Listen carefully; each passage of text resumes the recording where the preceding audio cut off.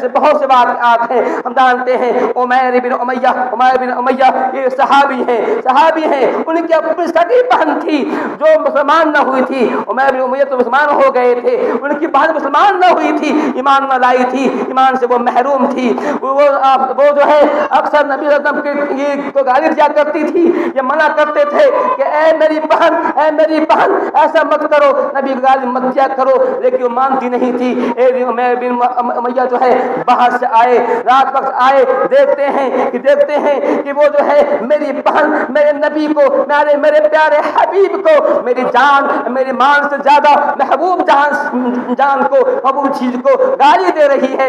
غصہ ہوتا ہے اور تلوار لیتے ہیں اور اپنی بہن کا قتل کر دیتے ہیں اور بھی جو ہے ہنگامہ ہو جاتا ہے. اس کے بعد اس کے بچے آ جاتے ہیں. جب نبی صلی اللہ علیہ وسلم کے پاس معاملہ پہنچتا ہے, آپ فرماتے ہیں کہ اے عمیر, تم نے اپنی بہن کو کیوں قتل کیا ہے؟ فرماتے ہیں انھا کانت توصینی فیک, اے محمد صلی اللہ علیہ وسلم وہ جو تھی آپ کے تعلق سے مجھے ایذا پہنچا رہی تھی, وہ گالی دے رہی تھی.